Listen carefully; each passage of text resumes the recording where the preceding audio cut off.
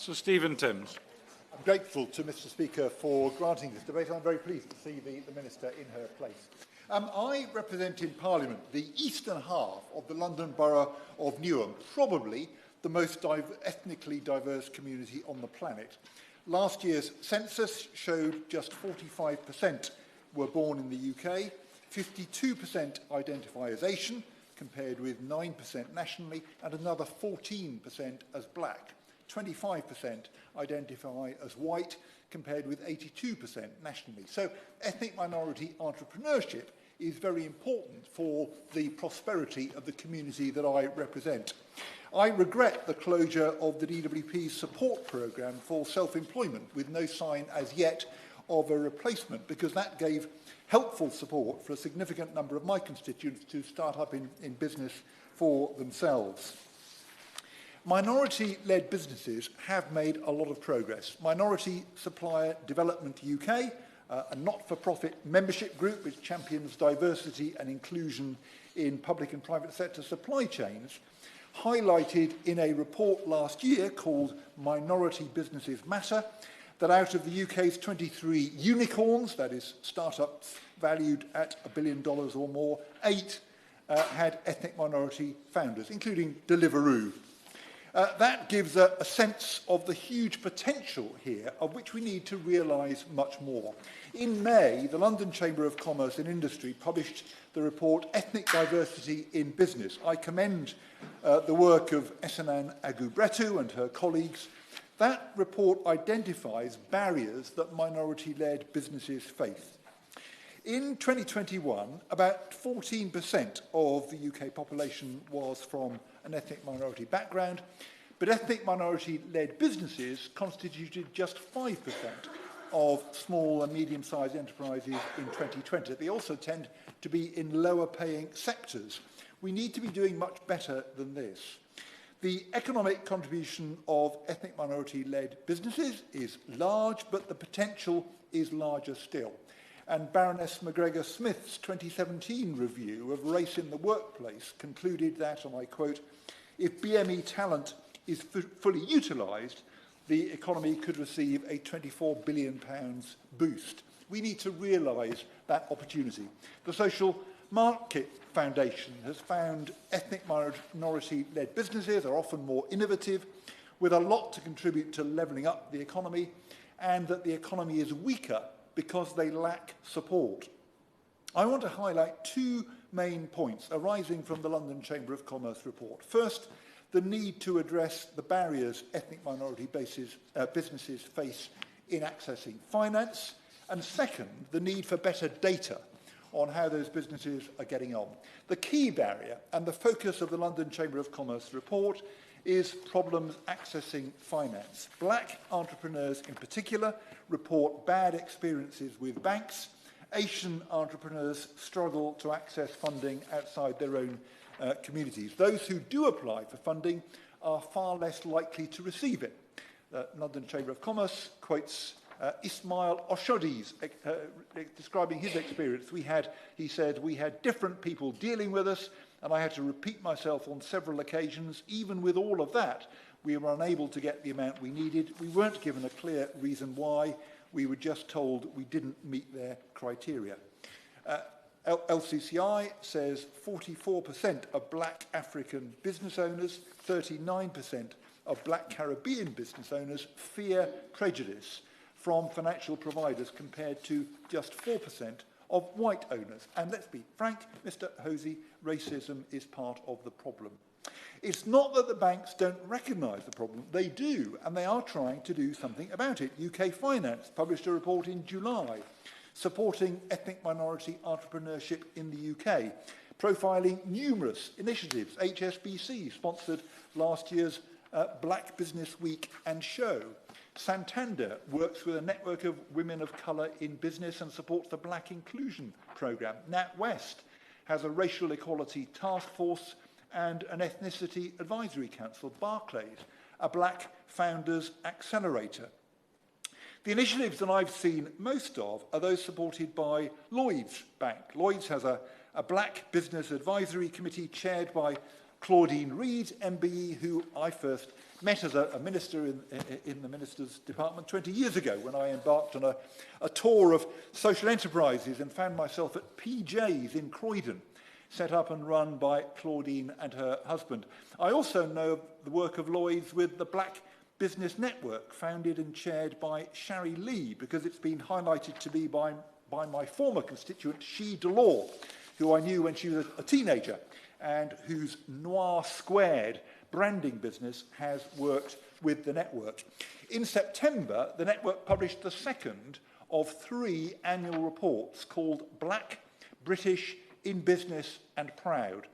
And as a Lloyd's executive recognises in her foreword, it makes uncomfortable reading. It refers to, quote, a breakdown in trust of formal institutions. It reports that 67% of black business owners have been negatively discriminated against in their entrepreneurial efforts, that 84% of black business owners see racism and society's attitudes to black entrepreneurs as a barrier to their business, and that black business owners turn to their friends, black business community groups or social media groups rather than banks for advice and support.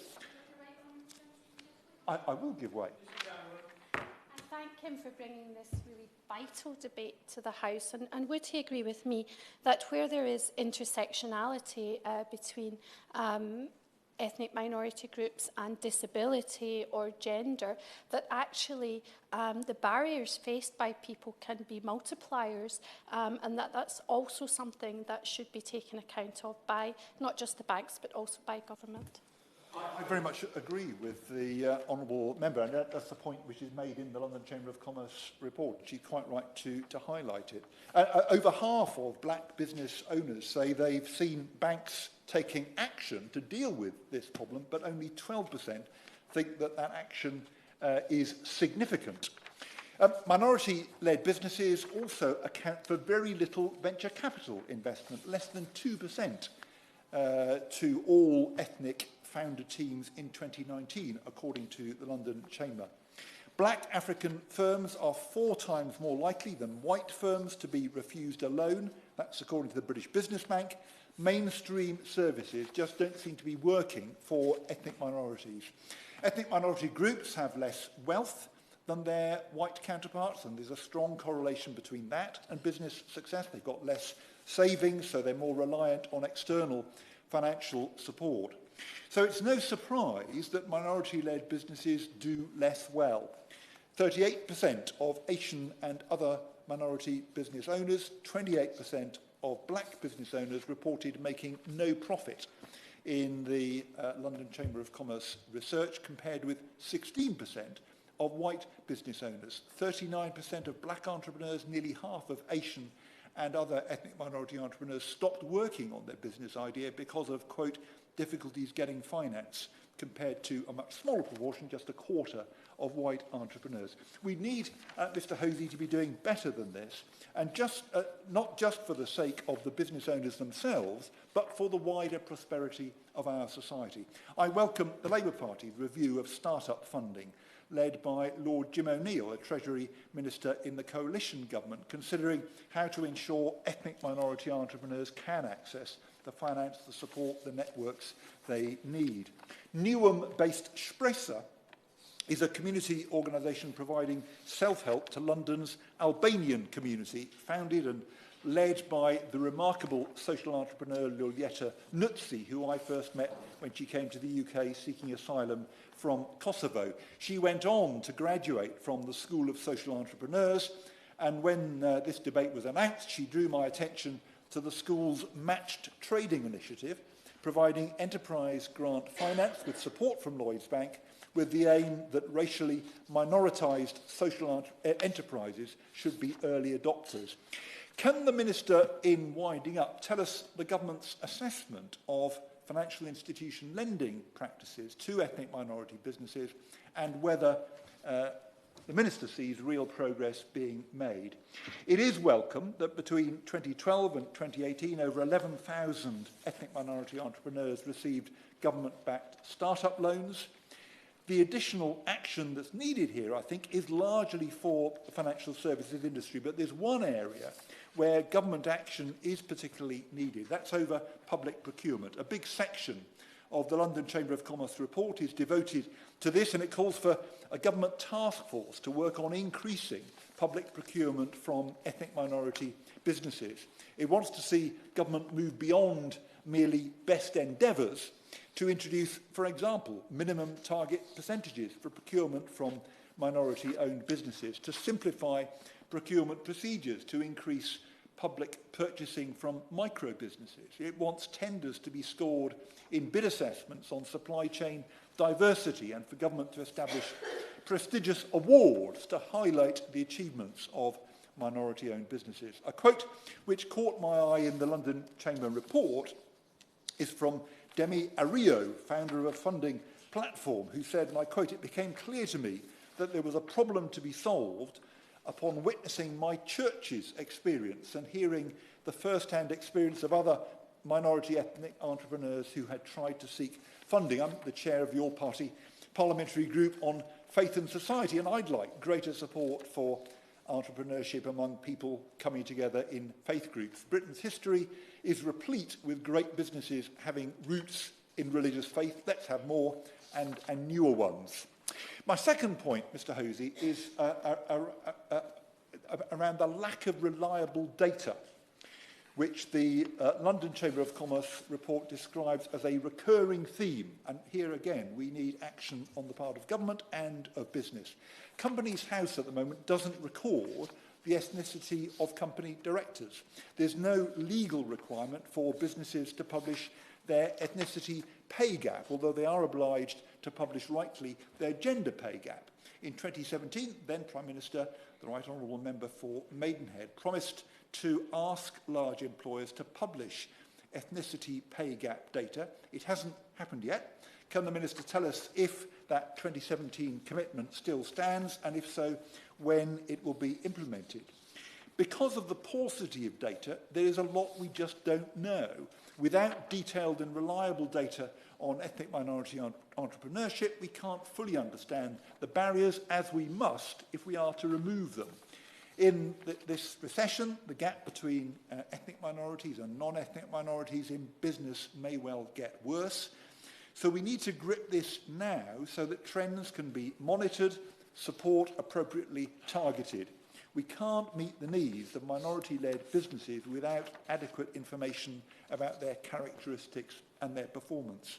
In the London Chamber report, Dr. Tony Matheru, chair of the Chamber's Asian Business Association, and Lord Michael Hastings, chair of its Black Business Association, call for financial institutions to collect data about support for ethnic minority businesses along the lines of what they already do for women-led businesses under the Investing in Women Code.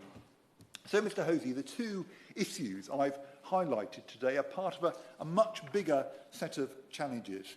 I wonder, in winding up, if the Minister can assure us that the government recognises the need, spelt out by the London Chamber of Commerce, for strategic engagement between the business community, government and ethnic minority entrepreneurs.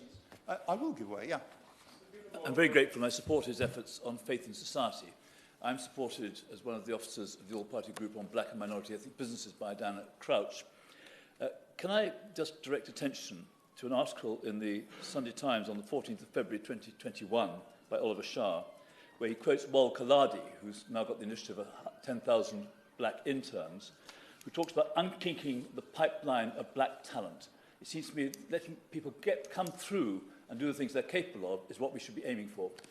Well, I completely agree with the Father of the House. I haven't seen that particular article, but it sounds to me exactly making the case that needs to be made. And I wonder if the Minister will commit to better engagement between these groups in order to boost diversity in business.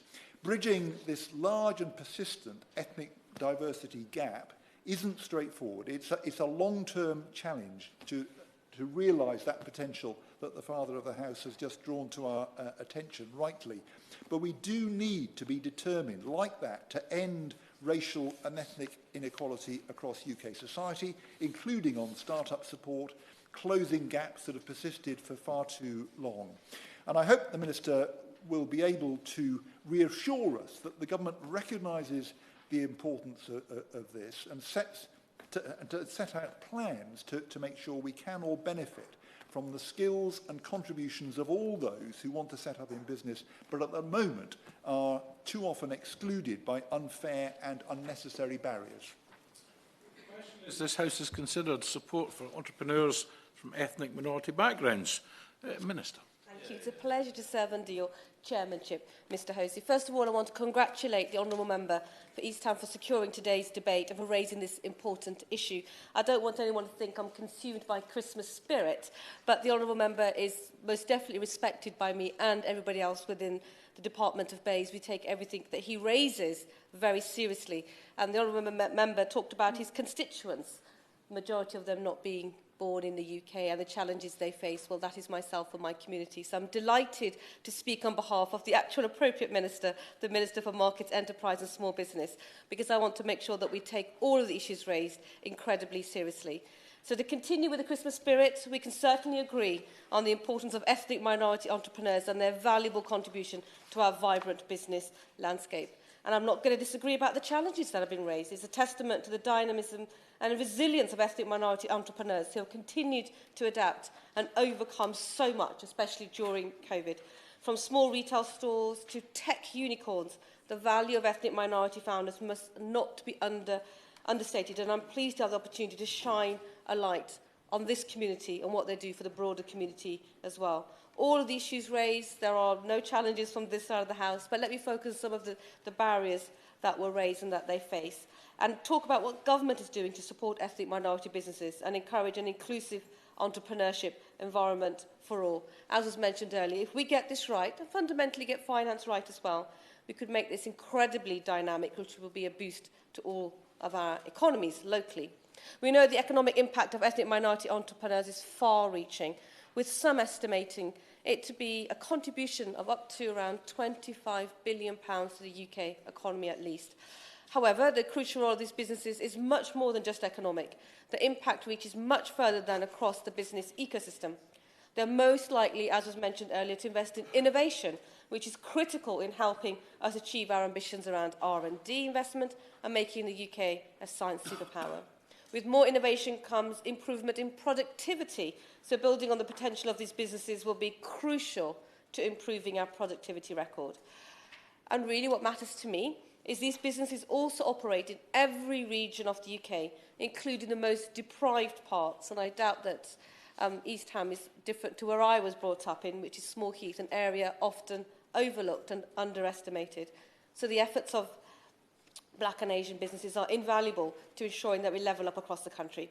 And what's even more exciting is that they're most likely to export as well, which puts them at the forefront of our efforts to harness the global opportunities, including changing how we do business and diversify our business models, especially now that we've left the EU.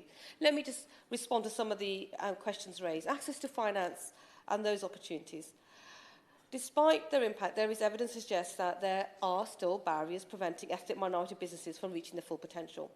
We know that access to finance is regularly raised as one of the most significant issues holding these businesses back, with reports of ethnic minority entrepreneurs holding reservations about accessing financial assistance from traditional lenders. As noted in the latest Black, British, In Business and Proud report from the Black Business Network and Lloyds Bank, 67% of Black business people state that they have experienced some form of discrimination in their past entrepreneurial efforts, with only 40% trusting banks to have their best interests in mind. This just has got to change. And the recommendations from this report rightly focus on improving the link between financial institutions, government and the ethnic minority community as the best way forward. I'll come back to some of the points that were raised to show how we're supporting ethnic minority entrepreneurs in accessing finance. Data was raised. In addition to the difficulties accessing finance, the ongoing lack of data collection continues to inhibit funding opportunities for ethnic minority business leaders. Greater information sharing is crucial for bolstering our understanding of lending patterns, and this government is committed to securing this transparency as well. Through our... Indeed. I'm grateful for the case that she's making, and I agree with what she's said. I wonder the specific point about Companies House. wouldn't it be a welcome step if Companies House does record the ethnic origin of company directors so that we have some sense of the scale of what's happening at the moment? A very important point is raised. Because I'm not the Minister holding that portfolio, I don't have an exact answer to that, but let me get through the speech, and if the member is not satisfied, I'll make sure that it is written, that the member is written to make sure the information they have. But let me just get back to Action 55. BEIS are working with Investing in Women Code signatories and the trade associations to pilot data collection on the ethnicity of entrepreneurs applying for finance. We know that trust in institutions is low in many ethnic minority communities, and they often struggle to get experience required or even exposure to support, or for them to get the support they need to run a business effectively. One way that we're trying to help is by improving the communication flow between government and the ethnic minority business community, engaging with businesses and the organisations that represent them directly to understand their specific needs. In terms of business support, Black, Asian, ethnic minority business leaders value mentors more than any other ethnic group. They're more likely to want a mentor or more likely to value the impact of having one. It is reassuring to see organisations such as Be the Business championing the role of mentoring. Furthermore, our Help to Grow management programme, with its dedicated mentorship component, offers businesses a subsidised training course designed to improve leadership and management skills and address firm-level productivity challenges. While we should rightly celebrate the success and impressive contribution of these businesses, we must acknowledge our role in helping to tackle the barriers to growth and prosperity that remain and were raised. Off the back of the British Business Bank's Alone Together report, which emphasised the difficulties faced by ethnic minority entrepreneurs in accessing funding, we are working with stakeholders to understand what further interventions we can take. Since its launch back in 2012, the government-backed Startup Loans programme has issued around 20% of its loans to Black, Asian and ethnic minority businesses. The Future Fund has also seen 1,190 convertible loans approved, totaling more than £1.1 billion. Of the £1.1 billion delivered by the Future Fund, over a half, 61.6%, to the value of £683.5 million of the companies that have been approved for convertible loan agreements have been for management teams consisting solely of ethnic minority team members and those with both ethnic minority and white team members. This is promising progress, but of course there's no denying we've got to go much further. As previously mentioned, we're also delivering Actions 55 and 56, set out in the Inclusive Britain report, which aims to support and encourage those from less advantaged backgrounds to thrive. This is what I'm thinking of those of my community from Small Heath and the Honourable Member's constituency. Through these specific actions, we will support ethnic minority entrepreneurs to access finance more effectively and become more productive. On the procurement bill includes a new duty on contracting authorities to have regard for the particular barriers facing SMEs. This includes the consideration of whether there is a diverse representation of businesses in the pre-market engagements, amongst other measures. We're always looking to engage with ethnic minority business leaders and networks to better understand issues facing them. One recent opportunity I know was by the appropriate minister, the Minister for Enterprise Markets and Small Businesses, when he was asked to speak at the 3rd anniversary reception for the APPG for ethnic minority business owners. As a department, we are dedicated to continued engagement with ethnic minority entrepreneurs through valuable events, including those hosted by the APPG, but also by the Ethnic Minority Business Group, a forum which convenes bi-monthly to discuss priority issues affecting entrepreneurs from diverse backgrounds and how we can work together to find practical solutions.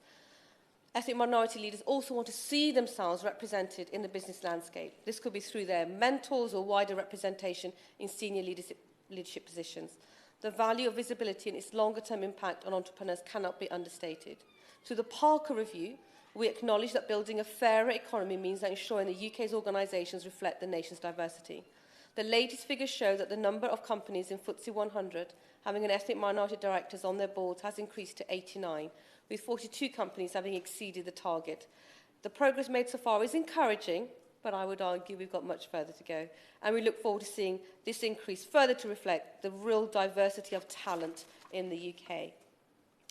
I know that a question was raised by the member for East Kilbride on dealing with disability and also on issues. I obviously would expect that question, as she's the APPG chair for disability, but of course there's another issue that we need to be exploring as well. I know the father of the House talked about unkinking the pipeline of black talent. I do not doubt that the department will now be looking very closely at that report as well. I know the honourable member mentioned what was the government's response or update on the ethnicity pay gap data, and the government has set up the ethnicity pay gap reporting, and it continues to be voluntary, and we will not be legislating for mandatory ethnicity pay reporting at this stage. But good firms obviously will want to make sure their data is on record.